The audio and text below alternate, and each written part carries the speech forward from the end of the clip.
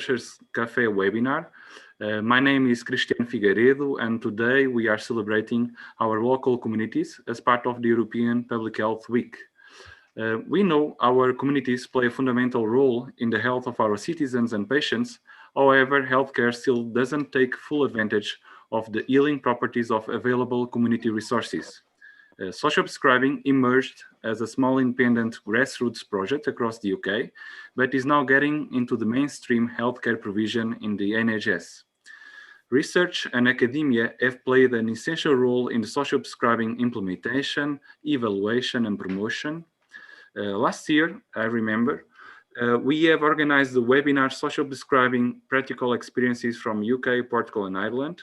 In 2021, we have taken social prescribing to another public health level, inviting well-known and new European researchers to discuss the research challenges, opportunities, and agenda, which will support the dissemination of these integrative... Don't you need to go to the shower before you start playing the house, please? So let me introduce you to our speakers. Just say hi to the audience. Right now we have about 50 people, not bad. Olfram Herman from Charité Medicine University Berlin, Sally Rees from the Wales Council for Voluntary Action, Sonny Dias from the National School of Public Health, Nova University Lisbon, Rasmus Nielsen from Aarhus University, Denmark, Caroline Wallis from University of South Wales, and Marcelo Bertotti from the University of East London. Each talk will last about 8 minutes, and we will have 3 breaks of 10 minutes along the way to answer your questions. Karen Esk from the University of Plymouth will select and share the best questions from the chat. And we count on your curiosity, questioning to make this webinar more engaging. Anand Chani, I'm not sure if he's with us. He's over there, okay. Anand Chani will... from University of Oxford, and Megan Elliott from University of South Wales will contribute to the discussion with more questions and final comments. So it looks all set up for a great webinar. Let me share the screen.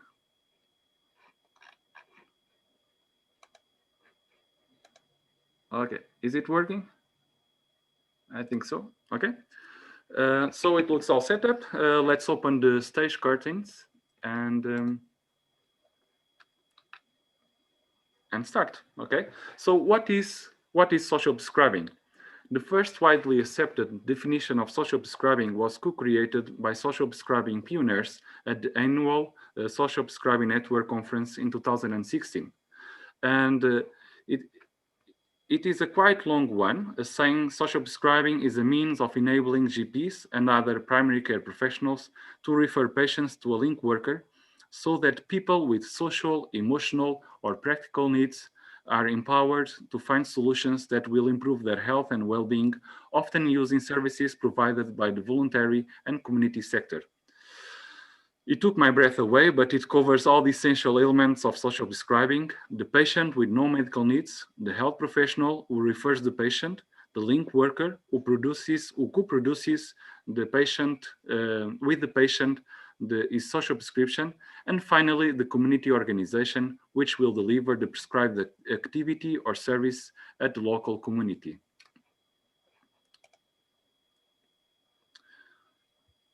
Social prescribing addresses people's needs in a holistic way, or as public health experts like to phrase it, social prescribing acts on social determinants of health, aiming to change the patient's environment with an upstream intervention in the root causes of health and disease.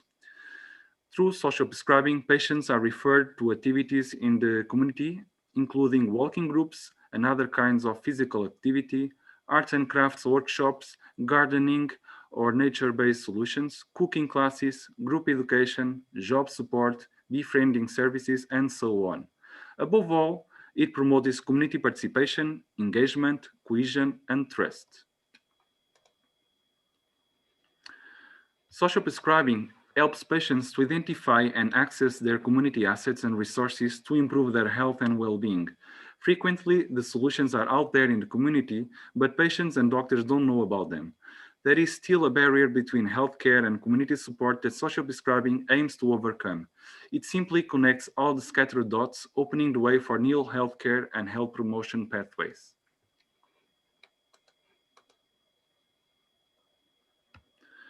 When did social prescribing start? Some people would say it started in 1997 at Bromley Bible Center in East London, when a community center opened a GP practice in its facilities and started delivering a new model of primary care focused on the social determinants of their patients' health. Having community resources and a GP practice of their own, social prescribing was a way of connecting both in-house services for everyone's advantage.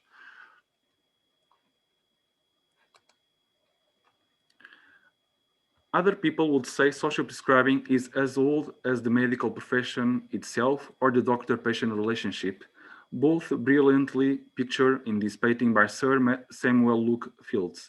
I have always done this, a few passionate GPs or family doctors would like to say. It may not be clear when social prescribing started, but we know when it has taken off. In 2019, the English NHS long-term plan promised to recruit over 1,000 social prescribing link workers to work in the primary care networks and reach almost 1 million patients in 5 years' time. Social prescribing is no longer a movement of small-scale, local, and independent projects and has become an integral part of the general practice model in England. So everyone at this coffee table has its own history with social prescribing. Mine dates back to 2015 when I visited a GP practice in Stockwell, South London, through an Erasmus Plus program. There I've worked with Dr. Vika Sharma to build up the Lambert Portuguese Wellbeing Partnership, which aims to improve the health of the local Portuguese-speaking community with an asset-based approach. This exchange also introduced me to Dr. Patrick Hutt, who was the lead clinician of the social prescribing service in the City and Acne CCG. This social prescribing service got under the academic spotlight with the publication of the SHINE final report in 2014 and 2 scientific papers in peer-reviewed journals by Marcelo Bertotti and colleagues. Besides that, I'm a family doctor with deep roots and an interest in community orientation and person-centered care. And social prescribing is a unique methodology that allows family medicine and primary care to reach their full potential by complementing individual medical care with upstream interventions on the social determinants of health. Social prescribing closes the gap between family practice and public health, supporting a more effective and proactive primary health care. By the way, today is the World Family Doctor Day. After my GP training in 2017, I started working in a Portuguese NHS GP practice called USF da Baixa Family Health Unit, located in multicultural downtown Lisbon, where health inequalities are evident with a life expectancy gap of 6 years comparing with patients living in more affluent parts of the Portuguese capital. It was the perfect scenario to start social prescribing in Portugal, connecting our GP practice with a wide range of local community organizations, with primary care social workers taking the role of social prescribing link workers.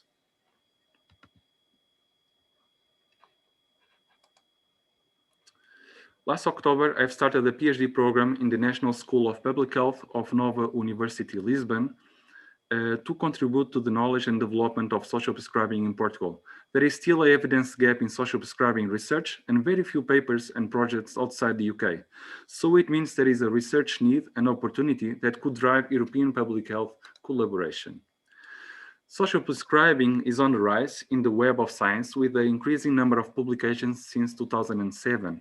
However, only 15% of papers came from outside the UK. So we still don't know if the British healthcare phenomenon could be implemented successfully in other health systems. So let's talk with our guests and answer these and many other interesting questions. We'll start with Wolfram Hermann from Germany. I will give you, now is all up to you. You can, Wolfram? Yeah. Okay, please, yeah.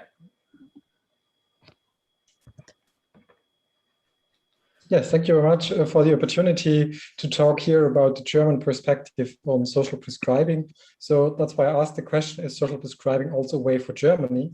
My name is Wolfram Herrmann. I'm a professor for general practice and health services research at Charité Universitätsmedizin Berlin, the medical school of Free University and Humboldt University in Berlin. But also many years ago, or 100 years ago, Rudolf Virchow was a pathologist working there, and he already said medicine is a social science and was somehow the founder of social medicine in Germany, working also in politics and trying to improve the living conditions for the patients and seeing this as a very important step. And somehow we are building up on him and on his work in ideological way. So what's the status quo of healthcare in Europe, having a European perspective? And this is, of course, a bit a slide which is a bit, very much on point, and maybe we have to look a bit more differentiated. But in general, one can say that healthcare in Europe is very often good for those who are healthy with one acute problem, no comorbidities, a good health literacy, a high socioeconomic status, and no further psychosocial problems. But it's poor for those who are chronically ill with many problems, multimorbidity, a bad health literacy, a low socioeconomic status, and further psychosocial problems. And this seems to be even more pronounced in Germany due to the design of the healthcare system and the social care system. And this is also then a question why we could use social prescribing in Germany. I want to go a bit more into detail in the German healthcare system, because the question is, could we apply social prescribing in the German healthcare system?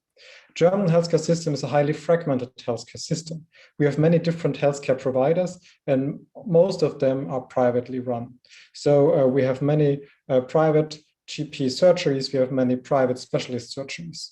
In general, in the ambulatory healthcare sector, we have a domination of specialists. So there are more specialist doctors in ambulatory healthcare than GPs.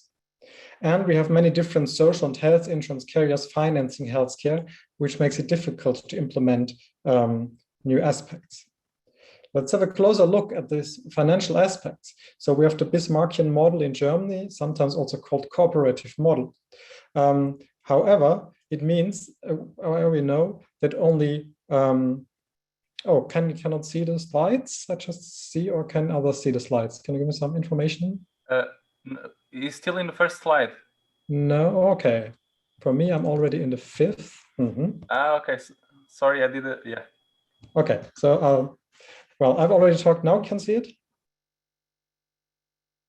Now it's working? Yes. Okay, good. Okay, so that was what I already told you about, and the highly fragmented healthcare system. So we were here, going back on track. So the Bismarckian model. The problem is that only 90% of the population are in this Bismarckian model. And those 90% of the population are in 100 public health insurances. So they are in 100 different public health insurances. There are some small ones and some bigger ones. So what's about the rest? 10% of the population are in private insurances. And the big part of these are civil servants, which are only partly in the private insurance, 50 to 30%, and the rest is covered by a sort of additional state allowance with, again, different rules. So you see the financiation of healthcare is very different depending on in which health insurance you are. Additionally, it's not only the health insurances and state allowances paying for healthcare, but also the pension insurance is paying for the rehabilitation services if your workforce might be impaired. And the Employers' Liability Insurance Association has to pay for all job-related injuries and diseases. This was also established by Bismarck in the beginning. So, but you can see that this makes it very difficult from the point of financing healthcare. And more or less the same is in the counseling and social welfare system. This is also very fragmented. There are many different sources of funding. So there's federal funding, there's state funding with 16 different states in Germany. We have different community levels from the community and aggregated communities to higher levels. And there are also additionally social insurance carriers like the pension funds paying for social welfare and counseling. So this is also very different. So for example, if you compare with Norway, where we have NAV, which has all these under one umbrella, it's very much split up. And also how counseling and social welfare is delivered is highly fragmented with many mainly private organizations, but also some state and public organizations providing this counseling and social welfare. And one key thing in the German healthcare system that it relies very much on the patient. The patient has to be the one active, and the patient has a high load of responsibility. So the patients have to ensure that they get through the organizational pathways and that they secure the information flow. And this aspect, which is very typical in the healthcare system here, is one aspect why social prescribing might be a very good solution. So it's a big pro. We see in Germany, as in most countries or in all countries, a high impact of social factors on health and diseases, just as Cristiano described.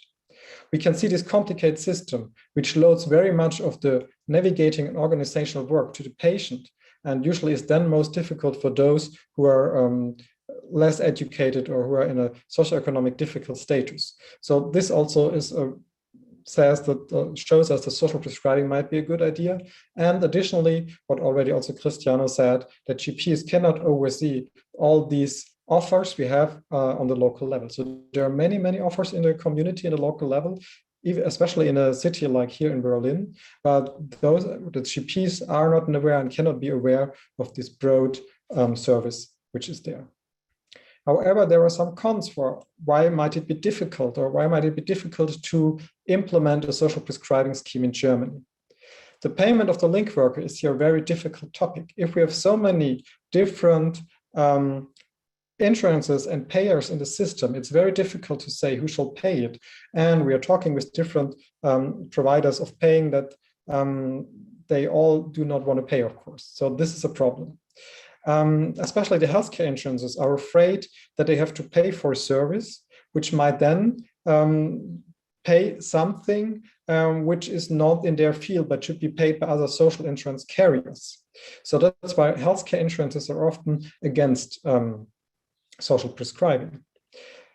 We also see that the providers to which the link worker links might also not be happy about having this link work activity and social prescribing activity, because in the end, they shall get more clients. And the question is who is then going to pay for this increase of clients? Especially most of these, or many of these providers have a fixed payment. And so if you get more clients, then you have less money per client. And the last problem is that GP surgeries in Germany are very small, usually 1 to maximum 3 GPs, more is very rare. And then it's of course much more difficult to implement something like a social prescribing scheme because you have many small surgeries, and for every surgery you need a way how to get the social prescription to a link worker. How is this organized? So it makes it more difficult. So you see there are many organizational and problems in the healthcare system which make it difficult to implement social prescribing in Germany. However, there is an interest in that. That's why also the Federal Ministry of Education and Research financed a systematic review. So we are at the moment at the end of doing this systematic review of the effectiveness on preventive psychosocial community referral interventions. We searched 11 databases for all types of quantitative evaluation studies. And as already mentioned, what we found were 52 projects of 150, sorry, there's a typo. 50 were in the UK and 2 are from Australia, so also the Commonwealth. But so we see here is highly biased in the evidence.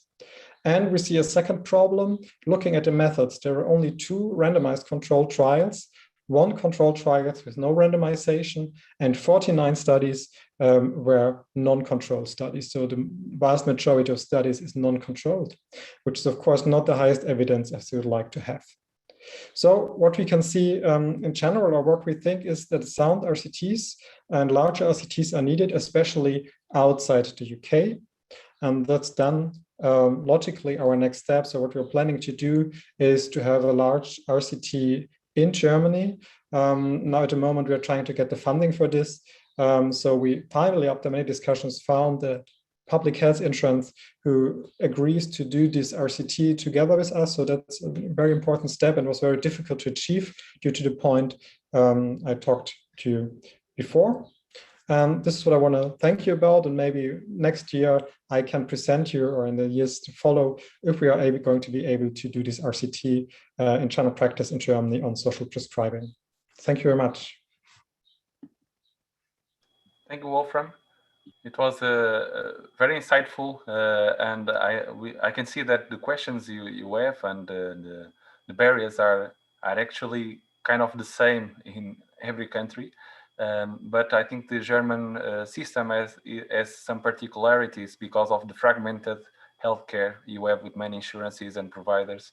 But definitely very good. I guess about the payment model, Marcelo in the end will have some ideas about it. We'll see. Let's see, Karen, do you have any question from the chat? We've had quite a quiet chat at the moment. We had one question about sharing the slides, which I'm assuming we'll explore with each of the speakers individually, but in principle would be fine. We'll try to do that if we can. There's no questions coming up at the moment, so I'm going to pose one or two if that's all right. I had a couple of queries. My first was to you, Cristiano, that you presented a definition of social prescribing, and I wondered if you or some other members of the panel might think about some difficulties with that or grey areas. Does that cover everything, do you think? Are you happy with it, or are there other things you'd like to see in there? So in my opinion, it's a quite complex definition, and it's somehow more directed to primary care. They say something about frontline health professionals, but it's more directed to primary care. And we know from some experiences that hospital can also play a role in the social prescribing schemes, mainly with high users of A&E, of accident and emergency departments. And let me see. I think it's quite complex and quite completed. So, what do you think is missing in the definition? I think somehow is missing the social determinants of health, but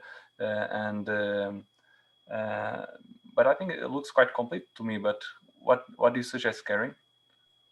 Oh no, I didn't have a solution, I'm afraid. It was posing a question.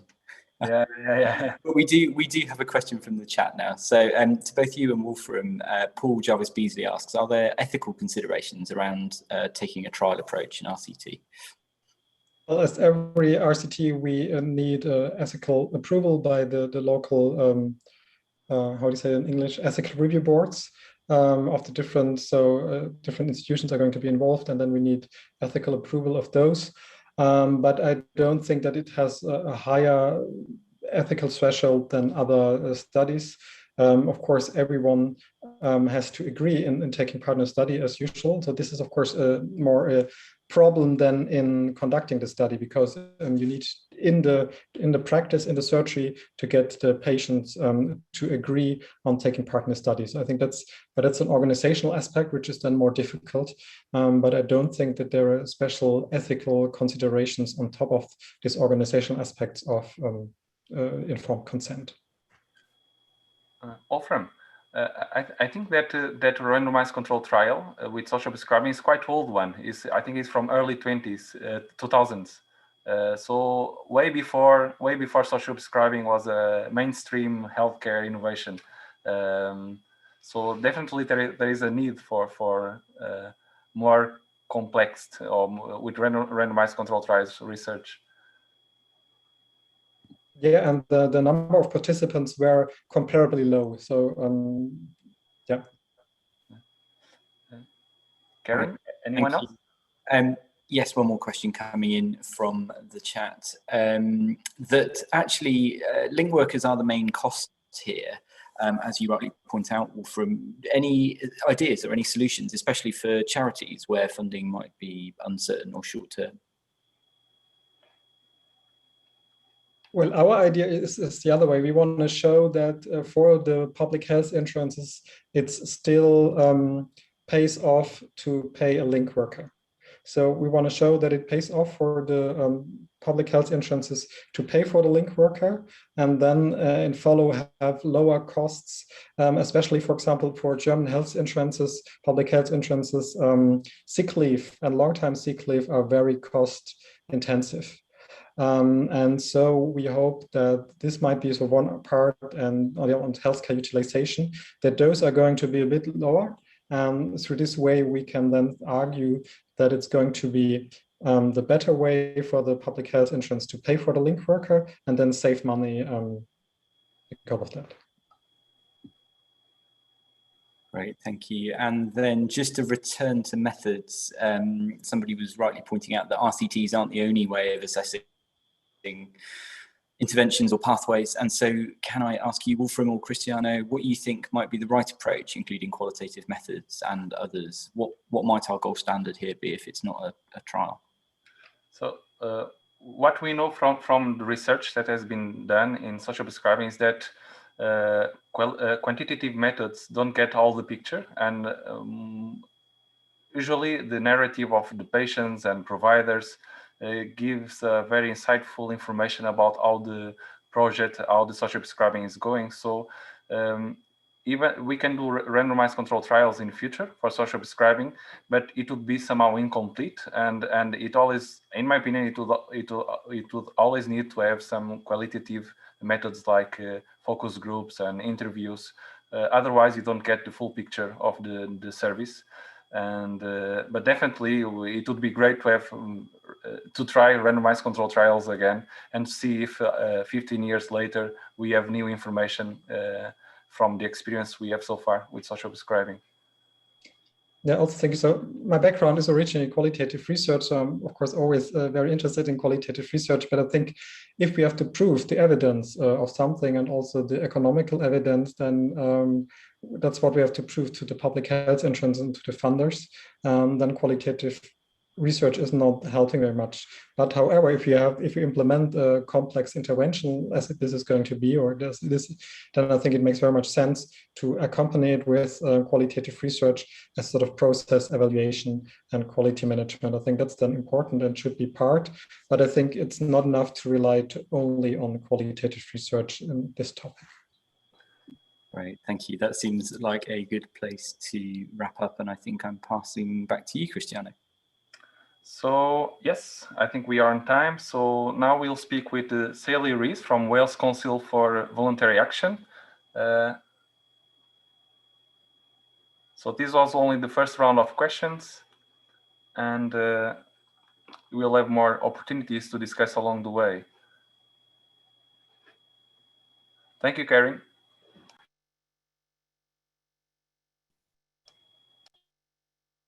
Hello, everybody. I hope you can see the slides. If somebody could just put their thumbs up, I'll start the presentation. Excellent, thank you. Welcome, everybody, and welcome to everybody across Europe. I know there's quite a lot of colleagues on the role of community assets, and Cristiano's already sort of alluded to them, as has several other people. Apologies, my internet connection is a bit slow today, so if I should break up, I'll continue hoping it'll keep up with the speed. And just moving on to the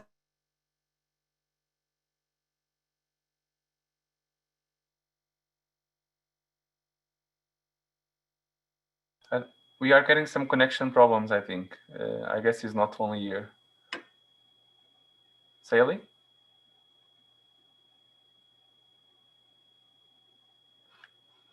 At a local level, local authority level. There are examples in primary care and also within community councils at a local level. There are several pathways, and I'll show you a slide of what that looks like in Wales currently, and maybe Caroline will pick up on that later and what it might look like moving forward. To a social prescriber or similarly titled link work or community connector, local area coordinator, but they're all doing similar type roles. Some nominally are just signposting, providing information, and some are much more hands-on, providing a lot of assistance and advice.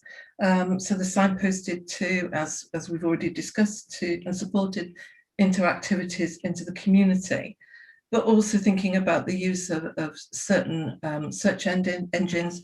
One's called Dawis, that's managed by by health, but also Info Engine, and one of Clara, who's on the call today, who works at Pavo, that organisation was influential in developing Info Engine, which is a search engine for the voluntary sector, but also other people can use, and also the Volunteering Wales site for people who are looking for volunteering opportunities that can support their health and well-being. So that's sort of the context in Wales. In terms of community assets, and I think just looking at the chat function there, funding has cropped up a lot, not only in terms of funding link workers, social prescribers, community connectors, but also how we sustain those community assets. And funding is a big issue in terms of sustainability, particularly for the local community-based organisations that don't necessarily have the infrastructure or the ability to draw down funding in the same ways maybe some of the medium and larger organisations. So in terms of community assets, I mean, what needs to be considered? And as you can see from this slide, it's complex, and there's a lot of things that need to be thought of in terms of social prescribing.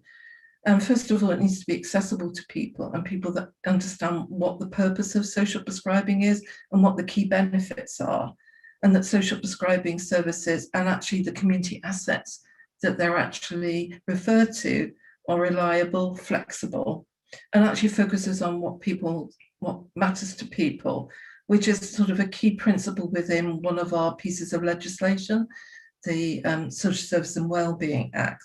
And that actually those services are co-produced with individuals, which again is the key principle of that particular act in Wales.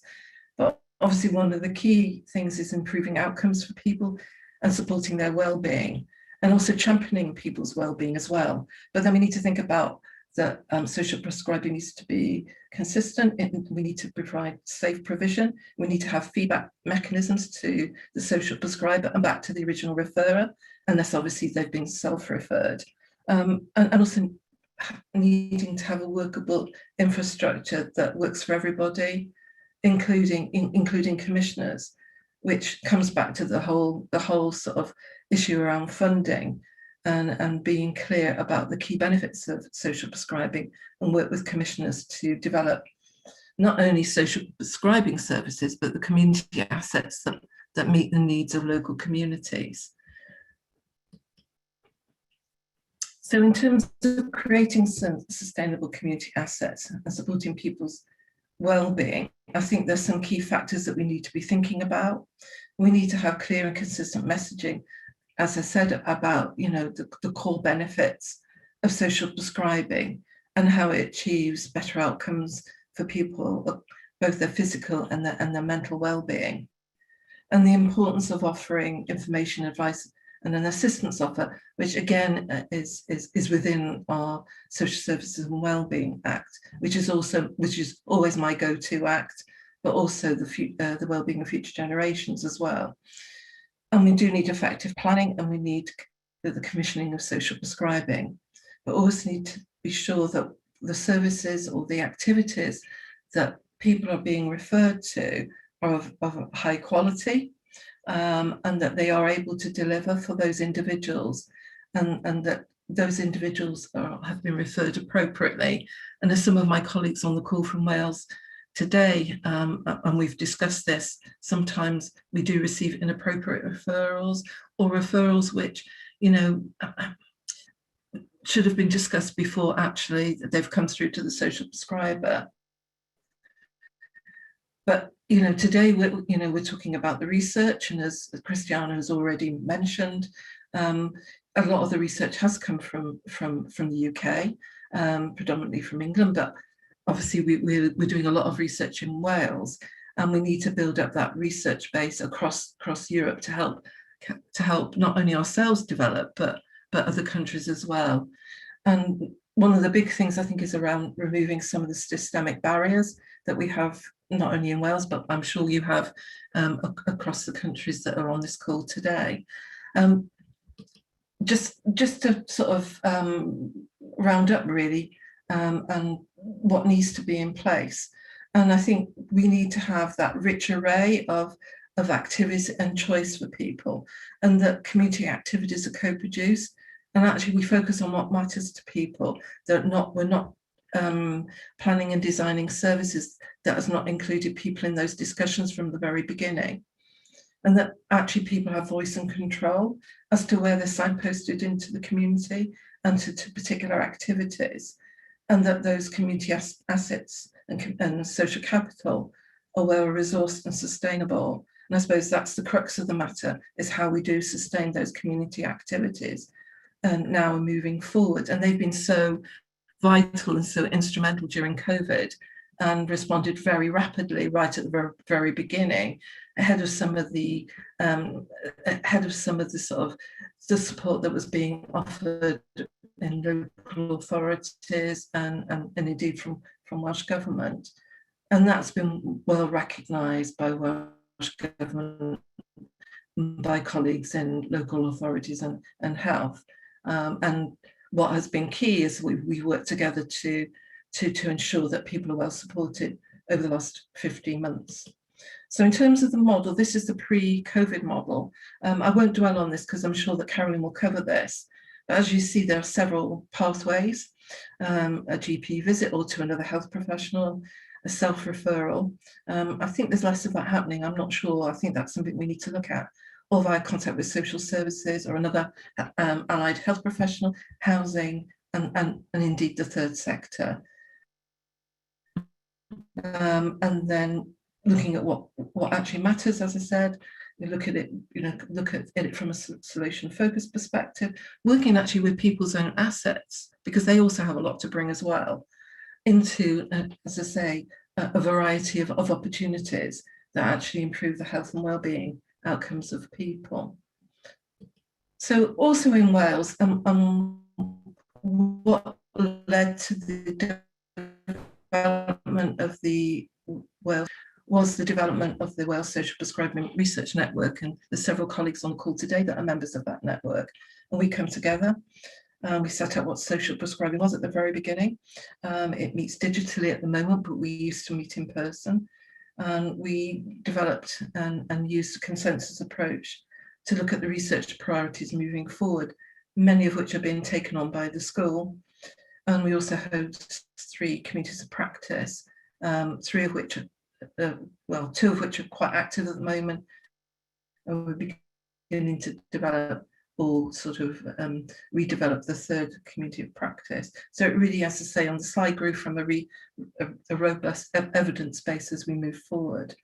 But key to this, as I said, is around sustainability, ensuring sustainability. Commissioning is in the mix in terms of and also long-term funding, because as you see in the chat, many of the social prescribing projects in Wales that have popped up on the chat, they are only living out in terms of planning for the future, but also sort of supporting people in the long term and sustaining, social prescribing people in local communities. So thank you for your time. Thank you, Sally. You'll be waiting for the comments and questions in the chat. In meanwhile, we'll listen to Sonia Dias from Nova University, Lisbon, National School of Public Health. So just type your questions in the chat, and we will address them in about 10 minutes. Just a minute. Are you seeing my slides? Yes, we can see. Yes. And now it's full screen. It's great. Okay, it's great. Yeah, it's working well. Okay, thank you very much. It's a great pleasure to be here to present very briefly our experience in social prescribing intervention in Lisbon. And thank you, Cristiano, because you started the first part of our history together.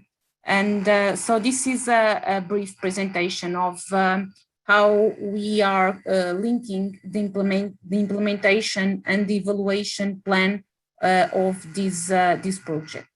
So it was quite interesting, and I have the great opportunity to meet Cristiano, as we had a program like more or less the Shark program in our university, and we would like to have programs together between and linking academia with the social services and the health sector.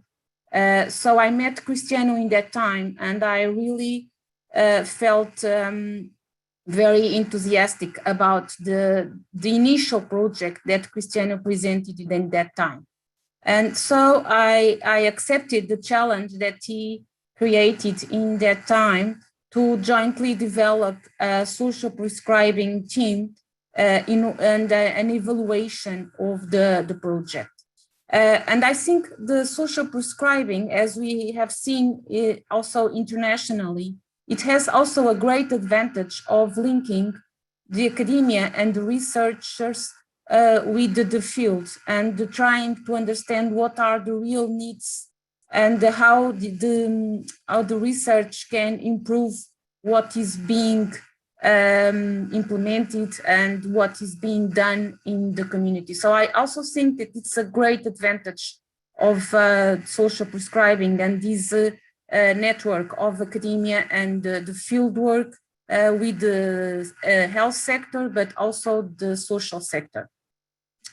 So we started trying to understand how we could evaluate the project. And just to give you an overview how the initiative is organized in Lisbon, initially the health professionals identifies the patient's needs, more related with non-clinical needs like emotional, psychological, or economic. And when they see this kind of needs, they make a refer to social prescribing consultation with a social worker. And just to contextualize those who are not so aware of the Portuguese health system and the Portuguese National Health Service, we have social workers linking with the primary healthcare units. So in the beginning, it was easier for us to implement this project in the health sector. So after that, the patients go for a social prescribing consultation.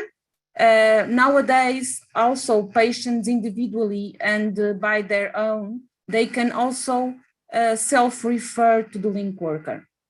So the link worker carries in the first consultation, carries out an assessment of the patient's needs. It's quite interesting, and if we have time, we can also discuss this, but it is quite interesting to understand that normally this assessment of patient needs from the link worker, or in this case, the social worker, it's quite different from those made from the health professionals, namely GPs.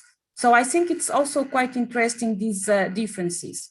Then after this assessment, the link worker and the patient co-create a tailored intervention plan, and then the link worker seeks responses in the service available in the community. So this is the general idea of the project in Lisbon. And now, because we have limited time, I'm going to describe very briefly our evaluation study. And it also links with some of the questions that we have already discussed today regarding the methods and the difficulties of evaluating the process and the impacts of social prescribing. So we are implementing this evaluation in primary healthcare units. Nowadays, we have the health unit from Cristiano, the USF Baixa, but we have been able to scale up a little bit the project, and we have a second health unit. So we are conducting the evaluation in these two health units. And we are mainly interested to evaluate in three different levels. First of first one is the users. The second one is also to understand the collaboration between the health and social sector. And in our context, sometimes they don't work in a very integrated way. So it's quite interesting to also understand how social prescribing can also have impact in this collaboration and in a more integrated care related with health and social sector. And finally, the health system. So very generally, we are going to use a mixed method approach to evaluate the social prescribing project on users, to describe the implementation process on the social prescribing project based on the stakeholders' perspectives, and also to evaluate the service use and the costs associated with this implementation. And it's also interesting to mention that in terms of service use, what we have found from the initial analysis is that most of the patients that were referred to social prescribing services, they are perceived as more than frequently users. So probably they use more the health system, the health services than their health needs. So we have three main dimensions. One of them is regarding patients, as I have already mentioned, and we are trying to understand the impact in terms of well-being, quality of life, and patient activation. And we are measuring these in key stages of intervention because we want to also to evaluate the immediate impact, but also with a more long impact. And so we are using here a longitudinal study with mixed methods approach. Then we are going to use a qualitative study with focus groups, and we want to involve all stakeholders to understand the factors and the barriers regarding the intervention implementation and how we can improve this implementation. So it's an evaluation that has also the objective of trying to improve the intervention. And finally, we also are organizing a protocol for study the health system impact, linking with the social sector, service use, costs, and also trying to measure the impact in terms of primary care consultations, but also hospitals. So we have a paper already accepted regarding the protocol to evaluate the impact and implementation of social prescribing in primary healthcare units in Lisbon. And this is part of PhD student Louise Hofmeister, that is also part of our team. So as soon as we have this published, we can share with those who are interested. Because of the time limitation, I would like also to share with you some challenge that we are seeing when we are conducting this evaluation study.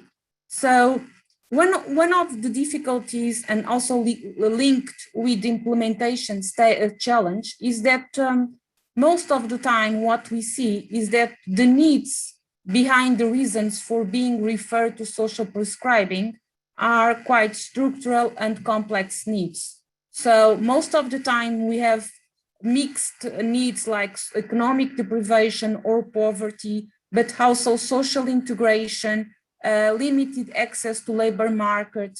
So it's not easy to find a simple intervention to solve the needs that most of the patients refer. Because of these heterogeneous reasons, it's also difficult to address diversity, and most of the time requires tailored responses and integrated approaches based on a strong articulation between multi-sector resources in the communities. And because we don't have this social sector organized in that way, it takes really a long time and multiple resources to try to find the best solutions for these patients. And another challenge is that most of the time, many of our social partners has long-term interventions. So it's quite difficult to manage all this challenge together. Also, we are very, very much interested in not only in those who accepted to be part of the project, but also those who do not adhere or do not fully participate in the program. So we have to also understand how can we include those, at least their perspectives, for not being accepted the social prescribing. Due to the limited time, I'm not going to detail the research challenge that we are facing in terms of evaluation, but if you have some questions around this, I can then detail a little bit. And just to finish, we have learned that social prescribing is a complex intervention, like I have mentioned, with diverse characteristics, both from users and stakeholders. So we have to take into account when we think about evaluation protocols, we have to account this complexity and also the intersectional intervention. And if we need a robust and realistic evaluation, it's necessary to involve all stakeholders. And here I mentioned most of the points that Sally has already mentioned in her presentation. And for example, issues like power and issues like participation, it's really important also in this evaluation, this type of evaluation. And also the coordinated efforts taking into account all the stakeholders and the linking between academia and the teams in the field. And we as academia have also a long way to go in order to change the way that we think research and mainly in how our academic institutions think about research and the products that we should produce. And finally, just to mention that we are now organizing a national group, a research group, trying to strengthen the implementation and evaluation of social prescribing research. It's a quite new group and it's named in Portuguese, Pessoa Nova from Nova University. Thank you very much for all your attention. Thank you. Thank you, Sonia. We have many questions now. I will give Karen the lead in selecting and bringing up the good questions from our audience. Yeah, thank you, Cristiano. I'm going to prioritise questions from members who aren't on the panel. So sorry, Marcello and Megan, we'll try and get to them. But so the first one is from Claire Swales, who asks both presenters. There's been a continued rise in self-referrals, and she wonders why the panelists think that might be. She feels that actually in her context, it's largely down to trust building and awareness raising. But does that ring true with the two of you? Yeah, I think it does, particularly in the last 15 months, because maybe some routes have been more difficult in terms of pathways through, and I think it's good that there is that increased self-referral, and I think trust and those building of relationships out in the community I think are really important. And I suppose that builds a little bit on Megan's question, so I will pick up on that. Do I see the model changing? And I think yes is the answer, and I think we should be moving towards encouraging self-referral, so and that people have confidence in being self-referred, like they would say, for example, calling their GP and making an appointment, that they feel confident that, you know, somebody will pick up the phone and actually do something and speak to them. And I suppose that picks up on what Ben was saying in terms of, you know, would tech replace link workers? I would hope not. I think tech does play an important role. we've got platforms in the UK, but particularly using Elemental. Some of you may be familiar with that, but I don't think I think it shouldn't take away from the fact that that in-person one-to-one connection is really important, and that using tech isn't always the best way forward for certain individuals who might find it more difficult to communicate or don't particularly want to use tech. And I think so it's important that we maintain that one-to-one level support, face to face, rather than on one plane on a screen. Moving forward, obviously we've had to move towards that and been using that during COVID.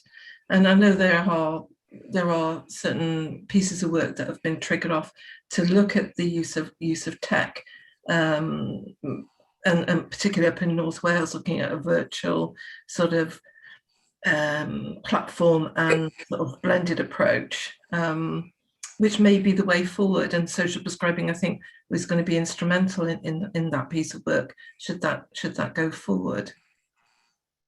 So I've tried to cover the other questions as well that have come through as well, Karen.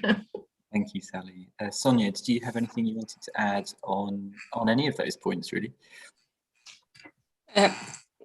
Yes, I think I have seen also here in the chat that indeed I think most of the time when we are trying to evaluate the process and the impact, what we felt is that it's also very important to try to not be so or at least only focused on impact. We have seen a lot of changes in terms of the linking, for example, in social and health sector, and the communities has mentioned that most of the time these two sectors are completely working apart from each other. So I think it would be very important to understand how this could also perceive in terms of integration of care. And I see that, for example, and that it's also an interesting way of perceiving social prescribing, because depending on the country, we can have also different definitions of integrated care. And for example, most of the time when we talk about that in Portugal, we are mainly talking about primary care and emergency care or hospital care. And what we are also, the word is not very correct, but what we are also pressuring to discuss is that we have to have a broad concept of integration of care, and we have also to include social sector. And also, I think another important question related with COVID is that COVID is also showing us these needs. And more than ever, we are seeing that at least part of our health needs are related with the social determinants and the social inequalities. So we really need to think about a completely different way of the health system and how we are going to deliver care.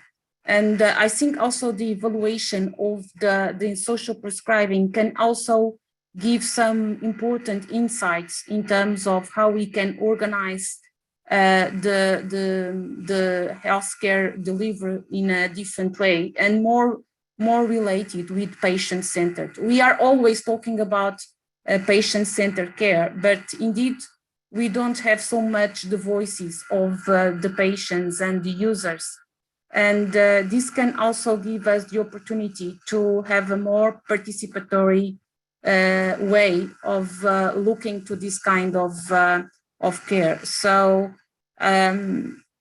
it's also interesting to see all these changes. And so we are very much interested not only in the direct impact of the social prescribing in users, but also the collateral, if I can call it like that, the collateral challenge and changes that are producing. And we are seeing this kind of changes in the system because we are trying to implement social prescribing. Thank you. Have we time for one more? Yeah, I think so. Yes, we have. And then we'll have a final comment by Megan. Great, thank you. So I'm going to choose this question because I think this is nicely provocative for our two speakers and potentially the panel. And what's the danger here that we're medicalising issues that perhaps sit more comfortably in the community? I mean, Sonia, you said a fair bit around that actually, and I'd be interested in others' views as well about that. So, Kerry, do you want me to comment, or you prefer others? Absolutely. Your previous answer fed into this, so it would be great. It would be great. Can you just repeat the first part of your question, because I had an internet problem and I couldn't hear it well, I think.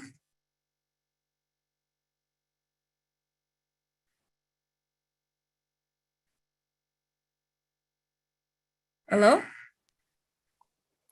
I'm very sorry. My internet connection is very bad in the medical school today. It's very embarrassing. Can you repeat the first part of your question, Karin? Because Absolutely. So Geraint Davis asks us, what's the danger that we're medicalising issues here that perhaps sit more comfortably in the community? I don't see, maybe we are in different parts, and I think also it's quite interesting to have this kind of learning and sharing experience, because we are in different phases of implementation of social prescribing projects. Maybe we have different views, and I think it's also quite interesting to sharing these ideas, because we, at least in Lisbon, and in Portugal, we are in the initial phases of social prescribing. So what we are seeing is completely the opposite. In terms of, for example, and we have discussed this with Cristiano as also a medical doctor, it's that social prescribing is opening the mind of GPs in order to see that health is not only physical health. So because we are trying to introduce this idea of social prescribing, we are seeing that most of the GPs are now much more interested and much more comfortable discussing issues that normally they don't want to discuss with patients. I'm also, and we are trying to do this for a long time, and the academia programs are not easily prepared to discuss this kind of issues in medical training. So I think also this is a great advantage of social prescribing, is that our medical and medical doctors and in primary care, that it's at least in Portugal, is the first door for our users. I think it's also a great opportunity to change the way that most of the times we perceive health in a much more holistic way, and in with social determinants, but also much more linked with mental health needs. That it's an important area, but sometimes it's also an area that, and Cristiano can say, but it's also an area that most of the times family doctors or primary healthcare doctors are not so used to talk about it. Megan, I'd like to have a final comment or last question. Yeah, it feeds in very nicely to what Sonia was just talking about. And I wanted to raise the issue and ask the question about awareness and acceptability of social prescribing, and whether people think that there is an issue with that, and whether people think that the public know enough about social prescribing, healthcare professionals know enough about social prescribing, and whether people are accepting of receiving a social prescription rather than a medical prescription. You know, Sally, perhaps you have any thoughts on that?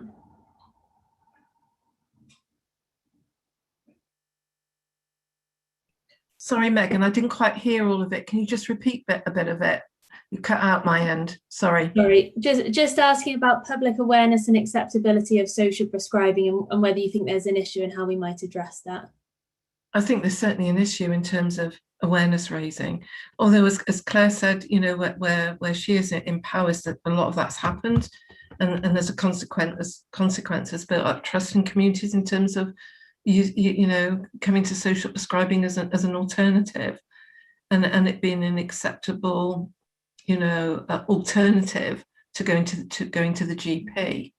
I think in terms of continuing to raise awareness, I think there does need to be more awareness in primary care of the key benefits of it, and that primary care are confident, or other people referring to have confidence in social prescribing. So I think what the answer is we need to really bump up the raising awareness of the key benefits of social prescribing. I think is central, and that needs to be done at a national, regional, and a local level. And I think, you know, our colleagues in Welsh Government hopefully will take that on board and have some sort of national campaign about it. Like we've seen, you know, over the years around, you know, stop smoking and those sorts of campaigns. It needs to be at that level and it needs to be consistent as well. It's not just a one-off. It needs to be reinforced, you know, constantly, I think, so that people get used to the idea of being offered an alternative, and that a green pad prescription isn't necessarily the right way for them as individuals. Thanks, Sally. And I think there's been some comments in the chat, which is probably a conversation for another day, about terminology used in social prescribing and whether it is the right but I think, for the interest of time, I'll pass back to Cristiano now for the next presentations. Thanks. Yes, let's move forward now to Denmark. I'm calling Rasmus Nielsen to present himself, and we'll see what's happening in Denmark. Thank you very much, Cristiano, and thank you very much for allowing me to serve as speaker on this great Café. I love that name, Researchers Café, and be able to reach out. And the title of my talk is Social Prescribing and Physical Activity in Denmark, Lessons Learned from the Past and Future Directions. In Denmark, our research group in social prescribing research is rather new, and we have not made many publications yet, but at least we have observed what is going on in other European countries, and that served as inspiration for us to get started basically in Denmark, and to use social prescribing as a bridge building tool to get more people physically active. So this is really narrow into physical activity, but still I hope you can get something out of my talk in terms of the experiences we have had in Denmark so far.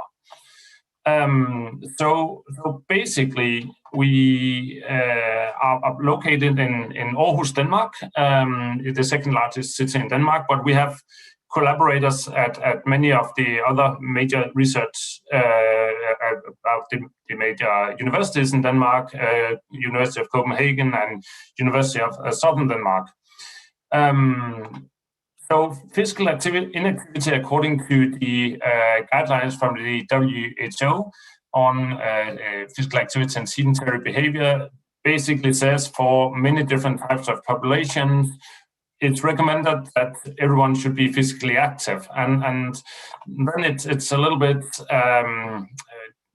challenging that many Danes are remaining to be physically inactive. So basically, that's what we want to do something about. We want more people to get active. And we saw this social prescribing phenomena in predominantly the UK and also in Portugal, and thought, why not try to work on this in Denmark? And we then established a research group named MOVE.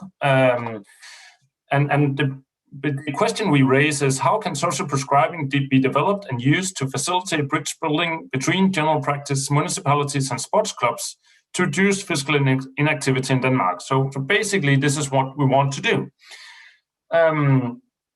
So move in the social prescribing context in Denmark is very much into physical activity, mental health, physical health, relationships, social interactions, and not that much into housing, economy, employment, and other important aspects also that social prescribing can cover.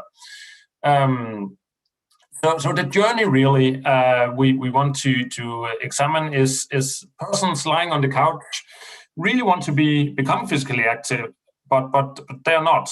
Then they see some healthcare professionals, GP for instance, but it can also be others, and talk about physical activity, and basically both parties identify this as something that's important for public health and for the individual.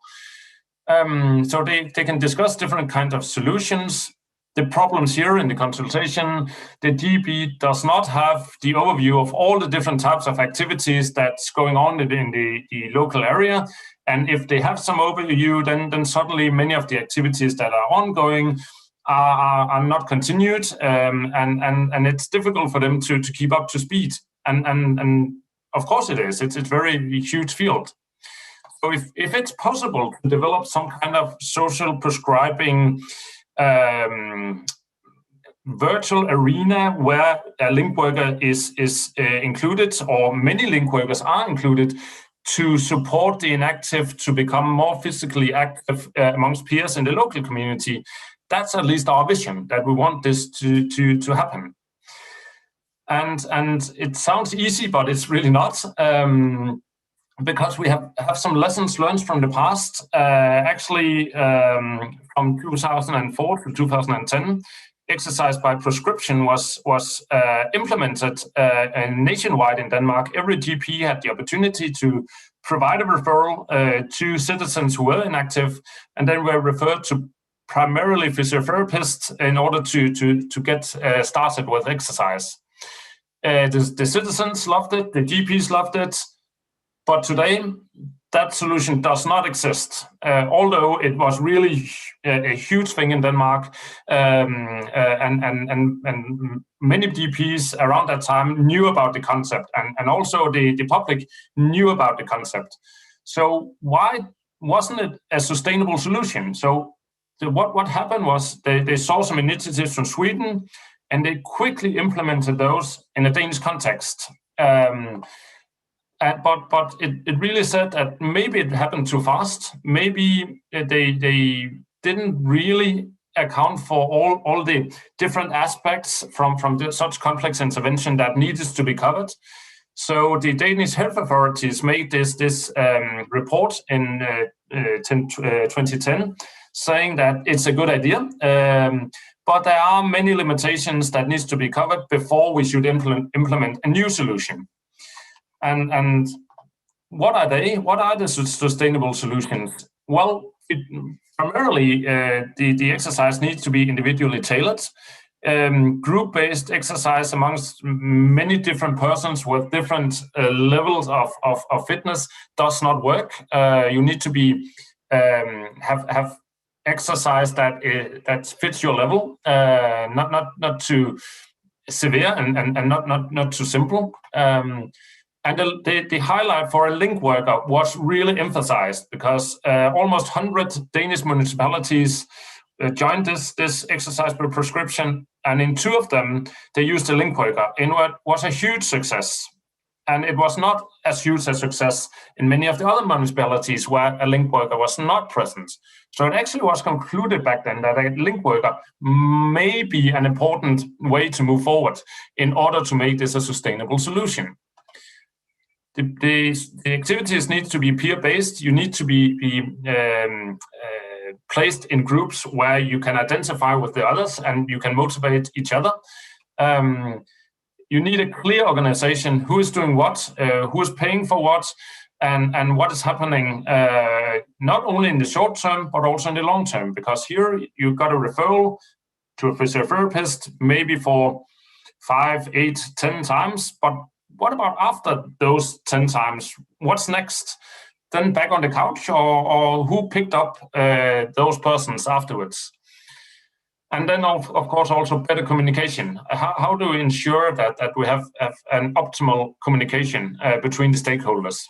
So these were the main points that it happened maybe too fast, and we need to cover these aspects in order to make a solution sustainable. And I think the link worker thing fits in very nicely to the social prescribing idea and also to the definition provided by Cristiano earlier. So really, this is what you want to do. It's a busy slide, and you should not be able to read it all, but we want to learn from the past based on the experiences from the Danish context and also from the present, because the present is what you beloved peers are doing today in a research context in Germany and in Portugal and in the UK, and it's wonderful to sit here and just grasping all the good ideas that you have and reading all your articles. So we try to mix this into the future, where we want to do research into how should a social prescribing tool be developed and implemented in a Danish context. We have 5 different work packages where we do research on the stakeholders, on the citizens, also on what is physical activity, what is this peer-based activity, and also the organizational part. So this is what we want to do in a research context in the upcoming years. I don't think in Denmark we'll implement something in 2025 at the earliest, I think, because we need to develop it first and understand it first before we implement it. So that's at least our intention. So basically, that's where we are. We have just started the process. We have great support from the GPs, also from the inactive. They love the idea. The sports federations love the idea. So what we really need to do right now is to identify 2 things.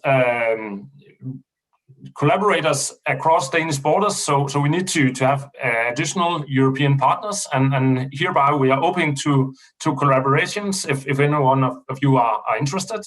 And next step is of course to locate funding for the research activities needed in order to better understand how a solution can be sustainable in a Danish context.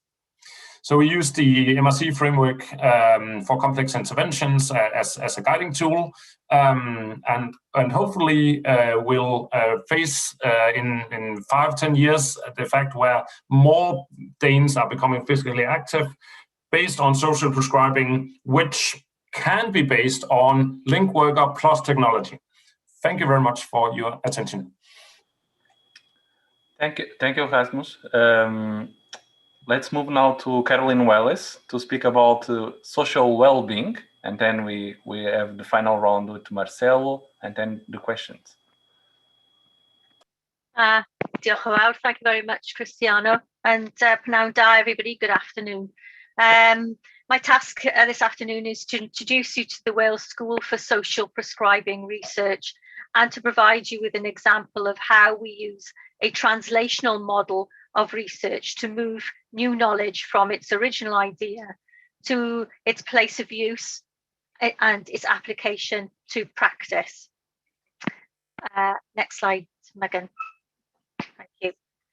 The Wales School for Social Prescribing Research, or WISPR as we affectionately call it, is funded by Welsh Government and is a virtual all-Wales school building on work previously completed by the Wales Social Prescribing Research Network, which Sally introduced to you earlier. It was launched in April 2020, and it's part of Prime Centre Wales and has an active steering group of over 16 members, and the research network now comprises of over 300 members. And with its 3 communities of practice, we can boast a membership of well over 1,000. You can see in the diagram there how we all fit in and how we feed in into the school. Its aim is to next slide, please. Thank you. Its aim is to build the critical evidence base for social prescribing in Wales and internationally, And please feel free to visit our website for information about our work. But I would like to say that at the moment, we're a very young school, but when we have four themes within our programme of work. And I'm pleased to say today that there are members of the school here at this meeting. And in particular, I want to make mention of Mary Lynch, who leads our social value theme, Mary is based up in Bangor, and we're in the University of South Wales. Sarah Thomas, Public Health Wales, she's on the call as well. And of course, Sally Rees, the WCVA are our partners, and we work very closely together. We are, as I said before, a virtual network, and we bring all the universities within Wales and statutory and non-statutory organisations together and under this umbrella. We use a translational research model, and you can see there the reference by Cooksey and Weeks that was on the previous slide. And we use this in order to help understand the hard to solve problems that practitioners experience, and they have an opportunity then to feed those hard to solve problems into the school, and then we can do something about them. It has 4 phases to the model, and its purpose is to help to describe, order, and organise the work that we're doing. And the 4 phases are the production of new knowledge, knowledge transfer and translation for use in the real world, knowledge reception, assessment, evaluation by stakeholders, and finally knowledge use, i.e. its application to practice. You can see by this model that this is it's a cyclical event, and you can knowledge use often then becomes tired and needs rejuvenating, and so you end up wanting new knowledge in order to feed the cycle. Next slide, please. To illustrate the model, we provide you with a case study, and I need to refer back now to Sally talked about the model in Wales, and she showed you the model with its 3 arms. One of the traditional model that we've been talking about of GP referral to link worker and so forth. And also in Wales, that's not the dominant model. The dominant model is, as Sally mentioned, is through social care, through the third sector, through the local authority, and through housing. And also we have the self-referral model, as we've been talking about as well. What we've seen in the last 18 months is the development of a model within universities as well. They seem to be reviewing their student services and linking out into statutory health and social care statutory organisations and developing their social prescribing models as well. And of course, we've also discussed the referral route through secondary care. And why I mention all of that is because our definition is that social prescribing is connecting citizens to community support to better manage their health and well-being. And it's very broad and doesn't actually mention the healthcare professional. And I mention this now because one of the issues that was brought up by some of our colleagues within the research network was the fact that they identified that current tools were not measuring all the relevant outcomes for social prescribing. And they asked if there was something that we could do about it.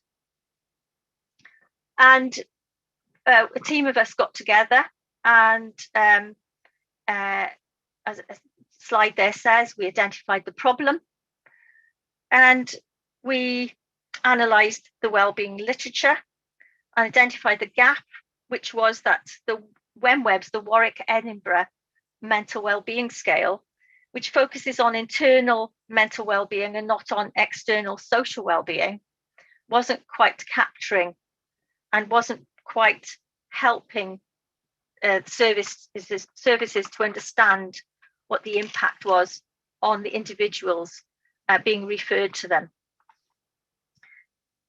To address this gap in knowledge and produce new knowledge, we conducted an international group concept mapping study in the summer of 2020.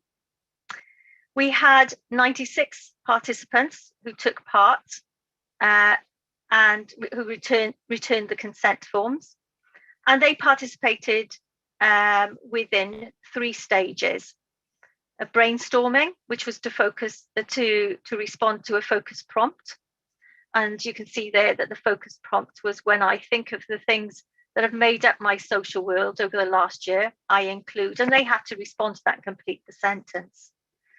The second stage was to sort the statements that were produced from that brainstorming activity and put them into piles. They sorted them and put them into piles and gave each individual pile a label. So each individual person did that. And then they were asked to rate each statement on 3 scales. The scales were importance, access, and enjoyment. After a process of cleaning the data, we ended up with 125 statements. We discussed the findings with the steering group and agreed that the concept of social well-being should be presented as you see here. It has 6 clusters: everyday life, activities and pastimes, family and friends, connecting with others and supporting needs, community involvement, engaging with and reflecting on the wider world, and self-growth and security. What we do know, and there are far more maps than I can talk about here today, and they're included in the report, and there's a link to the report to the end of this end of these slides. What we do know is that self-growth and security have the least statements, and everyday life activities and pastimes had most statements. And we do know that self-growth and security, everyday life activities and pastimes, and family friends were the most important. And feel free to read the report and come back to us with any questions that you've got. In order to close the gap in translation, we're now developing something what we affectionately call the SUSUBS, the South Wales Social Wellbeing Scale. We will pilot test it in practice alongside the WEMWEBs, validating the tool and taking it back to practice for use. This, of course, will be an ongoing cycle of development as the social world changes, because once the knowledge use phase is reached, an iterative process develops where evaluation from practice leads to adjustment in knowledge use until such a time when it is no longer fit for purpose and new knowledge is needed, as I explained before. Diolch yn fawr iawn.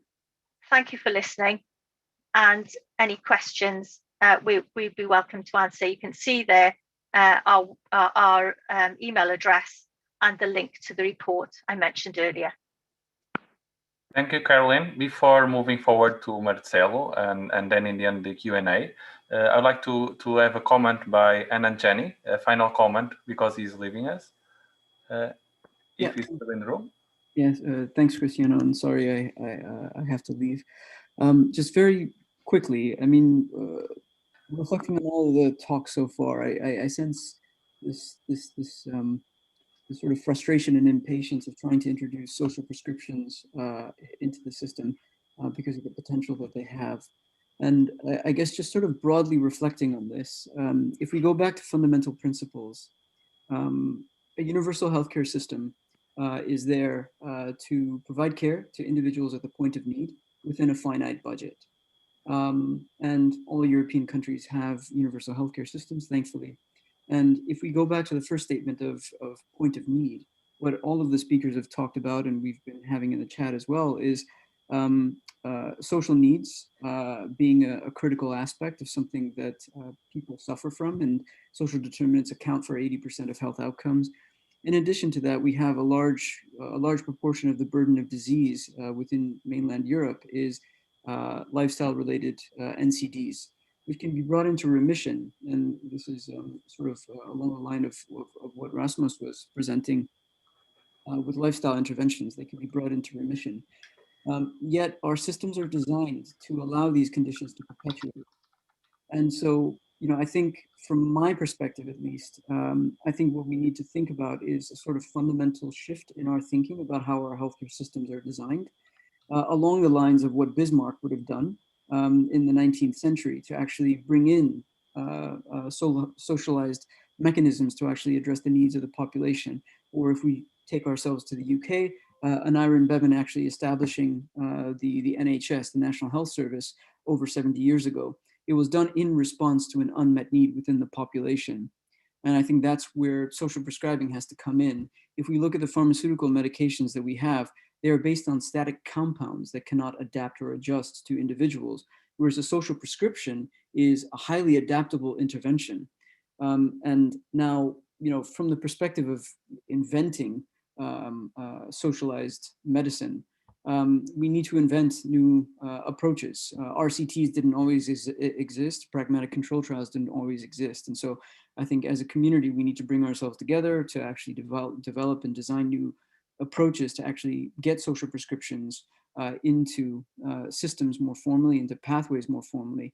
And then again, going back to the point of universal healthcare systems with a finite budget, to reallocate our resources. So we can try to make the pie bigger, but I personally think we spend way too much on healthcare as it is. We don't spend enough on education and housing and transport. I think, you know, we can keep the amounts that we're spending stagnant right now, address the fact that 50% of patients with long-term conditions don't take their meds. So it's money literally being flushed down the toilet or going into the trash, and reallocate those resources to well-designed and personalized social prescriptions that can actually meet some of these needs. So those are just my sort of broad reflections on that. One of these books that I sort of brought out, I wasn't preparing for this, but it's a great book called Energy and Civilization. And this is something that I use for my students when I teach innovation. It's really interesting just looking at this graph. I don't know if you can see this graph here, but what it basically shows, the x-axis or the horizontal axis is looking at time going from 1700 to 1950, and the y-axis is looking at steam power engine. And what you see is, you know, they go up and then they plateau, and then something else comes, and then it goes up and it plateaus, and then something else comes. And I think this is the sort of approach that we need to take for healthcare systems. We've plateaued in terms of what we're able to address for our communities. Our current healthcare systems were designed predominantly for acute illnesses. We're now dealing with chronic illnesses that we're not able to address. And so I think we need to adapt and adjust and have a fundamental shift in how our systems are designed. And I think social prescriptions have to have a strong role to play in that. So apologies, I can't stay longer. I'm already late for another call, but thanks Cristiano for organizing this wonderful cafe. And I look forward to collaborating with. Thank you, Anand. It was a perfect resume of the many thoughts of the day, and also a great introduction to Marcelo that will speak about the more economic perspective of social prescribing. Thank you, Anand. Marcelo, the stage is yours. Yeah, I hope I'm going to be able to. I'm still having problems with sharing the screen. Hopefully, I'll be able to do that now. Yeah. Bear with me. So just before you move, this is last talk, and then we'll have Q&A. Okay. So. Okay. Can you see the screen? Yeah. Yes. It's working. Okay.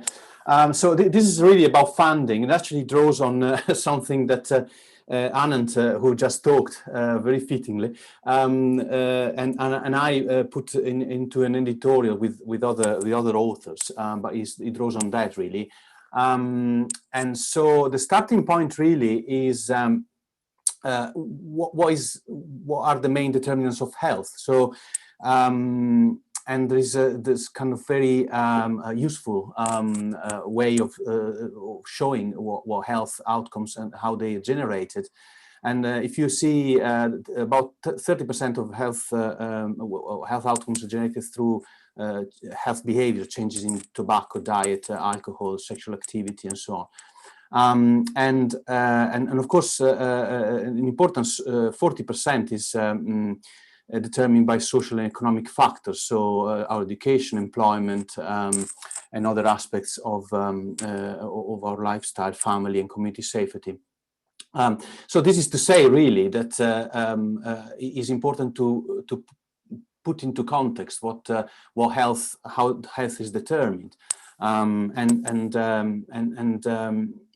the problem is that most resources are spent treating ill people, which is basically the 20% over there. So the access to healthcare and primary and secondary care, hospitals, GP practices, tertiary care, and so on, which is particularly, well, it's absolutely fine.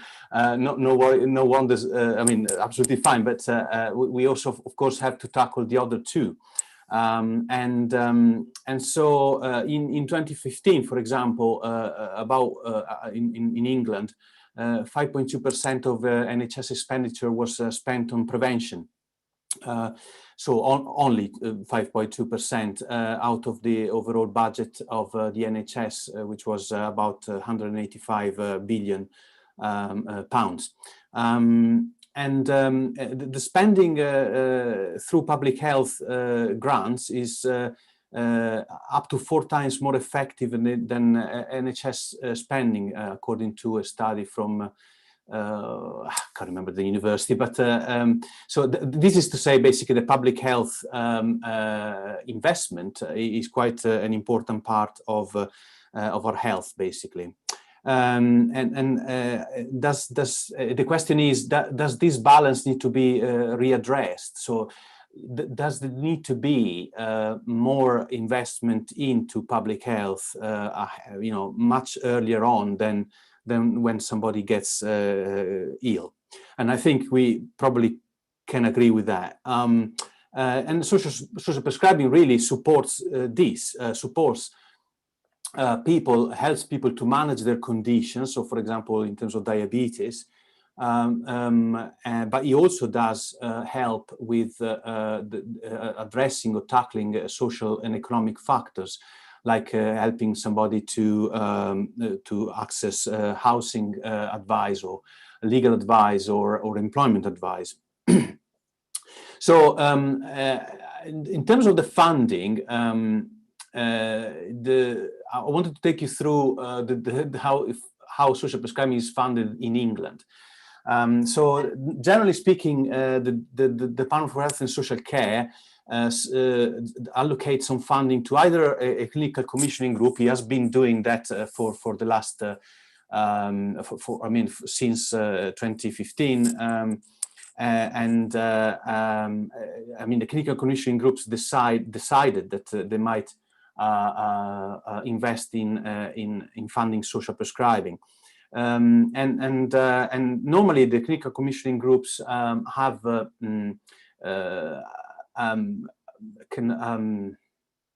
have some funding, and they allocate those funding into a voluntary sector organization.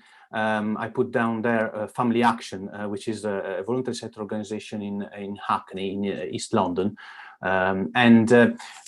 Is this to say that basically the voluntary sector organization kind of, in most cases, received funding from the clinical commissioning group to recruit and manage link workers, and then the link workers, of course, have the job of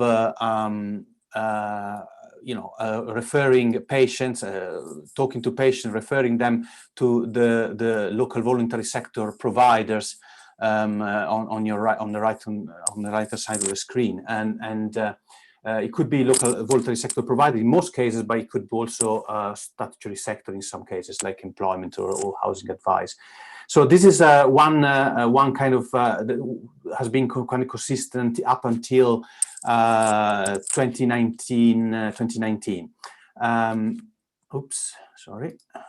Yeah, but since the 2019, mid 2019, and certainly early 2020, the Department of Health is now funding primary care networks, which are much smaller entities of 30 to 50,000 people, and they look after those kind of 30 to 50,000 people dimension size.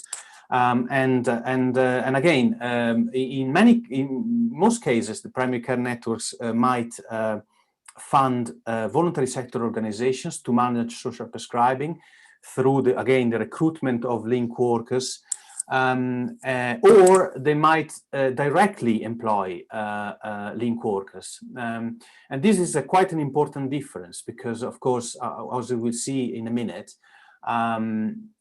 when primary care networks employ directly, employ link workers directly, they are more kind of tend to be focused on the clinical side of things, because primary care networks are mainly run by GP practices in primary care. And then there are some other ways to fund this. It's important to highlight here that in most cases, the voluntary sector at the end here does not receive funding to deliver activities for social prescribing. So, for example, a walking group or a lunch club or arts classes. So the voluntary sector does not, in most cases, receive funding to do these things as part of social prescribing. They receive funding from other sources, but not social prescribing. There are some exceptions to this, which are, for example, the Rotherham scheme, which is quite a high, it was quite, shall we say, a flagship in the UK, in England, or the UK. So that's one way of funding social prescribing. There are other, the social prescribing developed over time. So the referral sources for social prescribing have also developed. So the local authorities now are interested in funding social prescribing. So the Department of Health and Social Care might also fund local authorities, but in very, very small quantity, a very small amount. Much of the local authorities funding comes from government grants, council tax, business rates, which are other parts of the system, really, of the funding overall. So the local authorities might employ voluntary sector organizations through like the other two systems were doing. Or they might employ link workers directly. So in London, for example, there is a Wootton Forest Council, which has employed link workers directly, so that would be a different example. But it's important to note that local authorities don't just get involved in social prescribing, but also provide much of the funding for the voluntary sector providers, at least in England. And it's important to note also that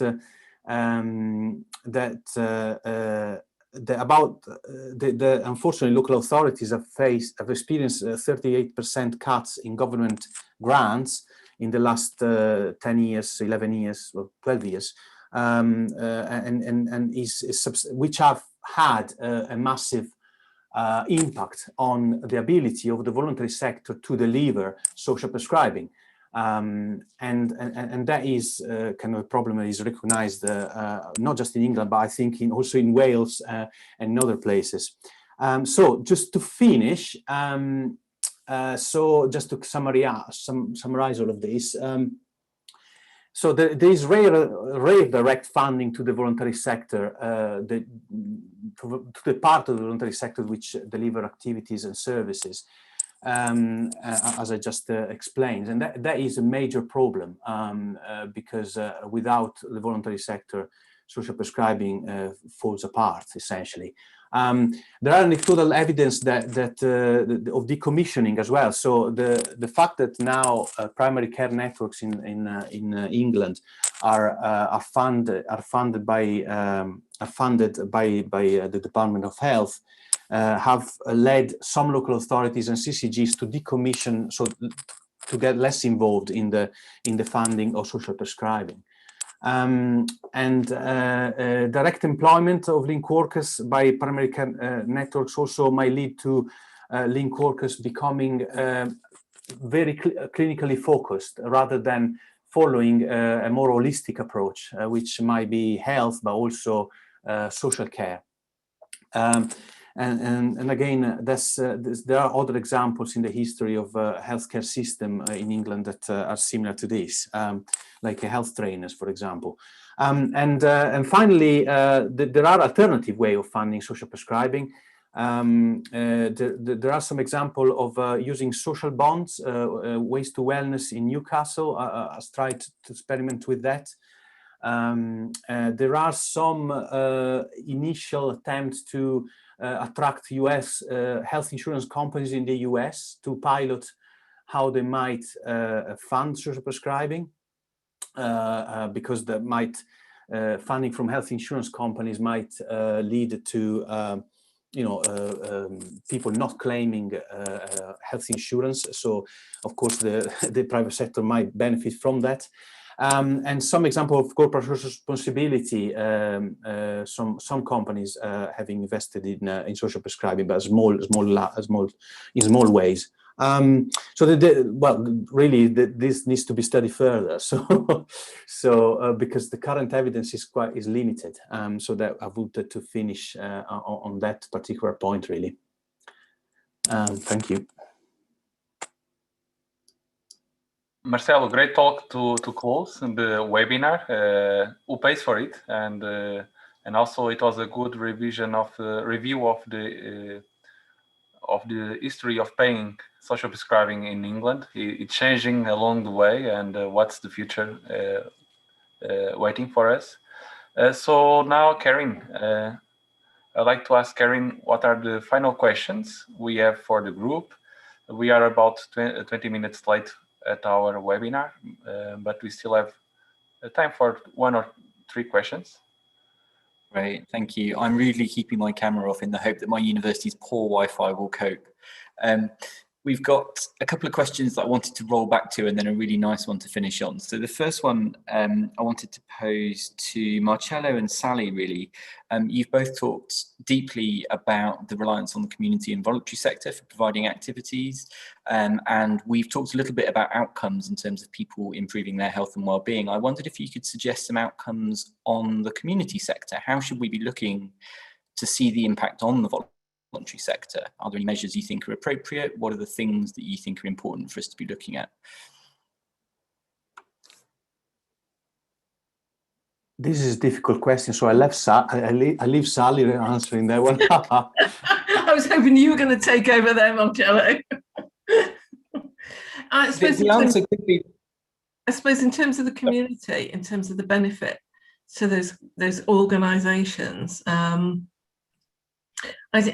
I see it, and there was something in the chat earlier from Gwyneth, and I was just chatting as the presentations were going along, and one was particularly around the green space and but also around the exercise referral schemes. But so going to the gym isn't everybody's cup of tea.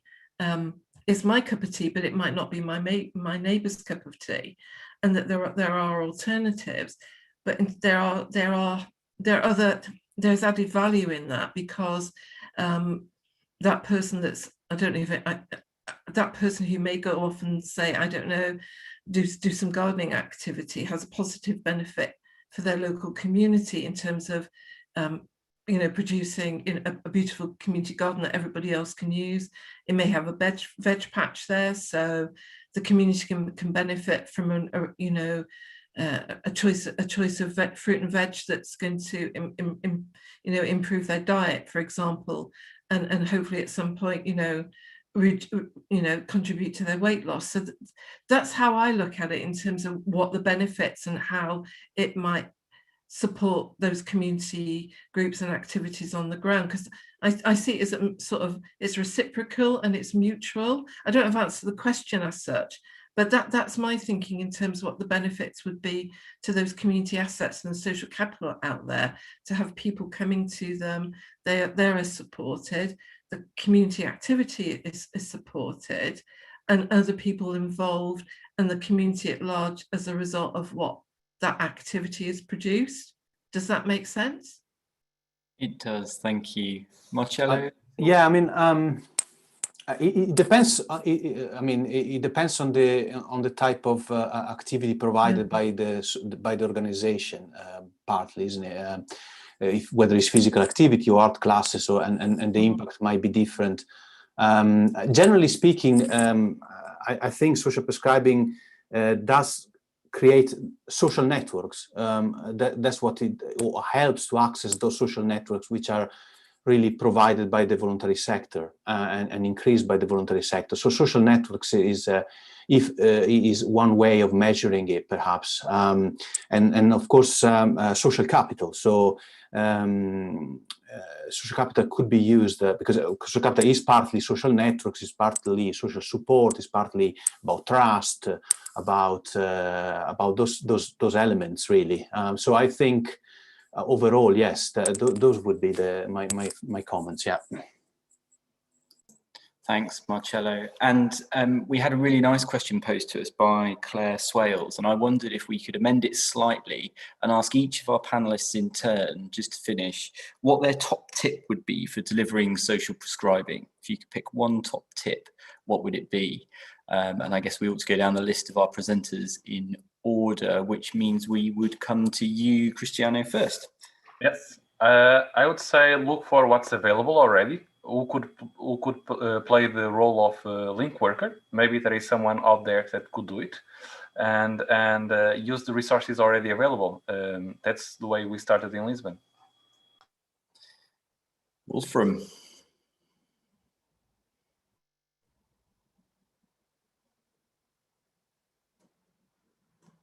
Sorry, I was just totally distracted by something I got from the site. Sorry, I didn't get the question.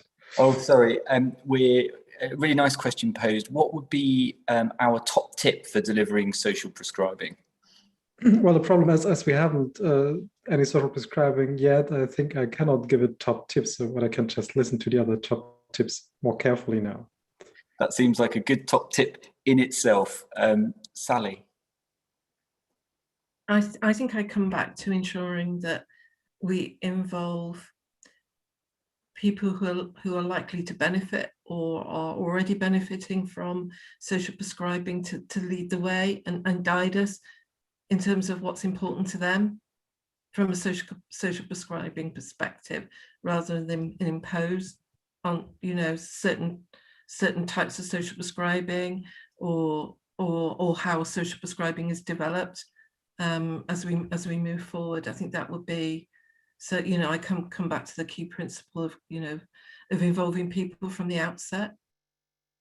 And that includes people most definitely who will benefit from social prescribing, who already are benefiting, who can, share their experiences.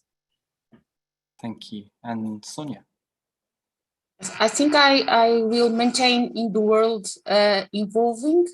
And now I would say involving the health professionals and the professionals of social sector, trying to understand what are their challenges, what are their attitudes and the perspectives of social prescribing, and how they perceive they can also contribute to the initiative. So I think it's really important for having a good and robust initiative and project is to involve all stakeholders also. Of course, the users, so I cannot agree more with what Sally mentioned, but also involving the stakeholders, the health sector, and but very important also the social sector. Sometimes we forget the social sector. So I think involve everyone, not only in the first phases of the implementation, but during all the process, and involving them also in terms of evaluation. And it was really nice today to see that we have also to open our mind when we talk about evaluation and what kind of impacts are we looking for. So I think it's evolving. Thank you. And Rasmus, your top tip? Yes, I think my top tip would be not to implement too fast. We have a huge puzzle to build, and we need to place as many parts of the puzzles as possible and understand facilitators and barriers from many different stakeholders, and we need to understand in each country what exactly constitutes social prescribing. What is the link worker? Is that a person and or a technical solution? Those that should deliver whatever they should deliver at the end, are they ready to do that, and are they qualified to do that? We need to understand that before we implement something. That would be my top tip. Thank you. And Caroline, coming to you now, your top tip. I think I've written an essay here, so bear with me. I think it's really important to secure your key working relationships, whether you're working in GP practices or within the third sector, local authority, or across sectors. Plan with them to deliver what's needed by your community. Have clear standard operating procedures. Know how the referrals flow and how you're going to get your feedback, and use a digital platform to collect your data and help to manage your communication across the organisations. Thanks, Caroline. And lastly to you, Marcello, before I hand back to Cristiano.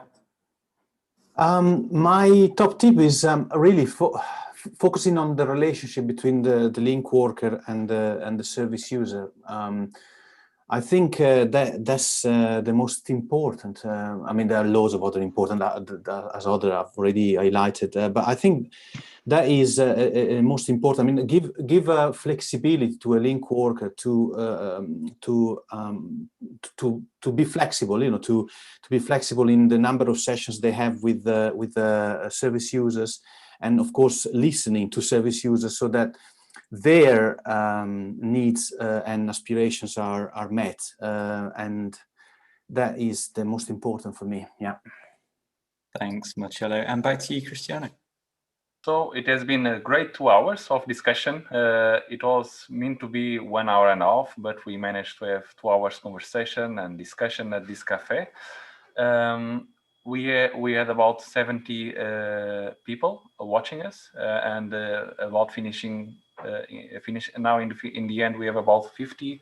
So I think it's a huge success, and we can work on this, and there is definitely a European interest in social prescribing, and we have much to learn from the UK.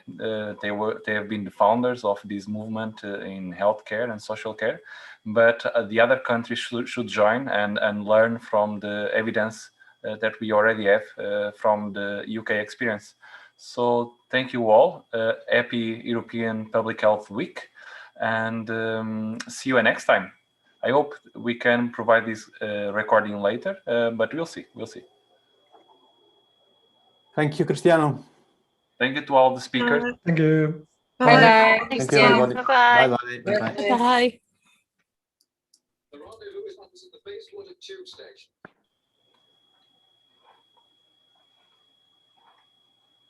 What is expected of you? Yes, but you follow instructions to the letter, to the letter.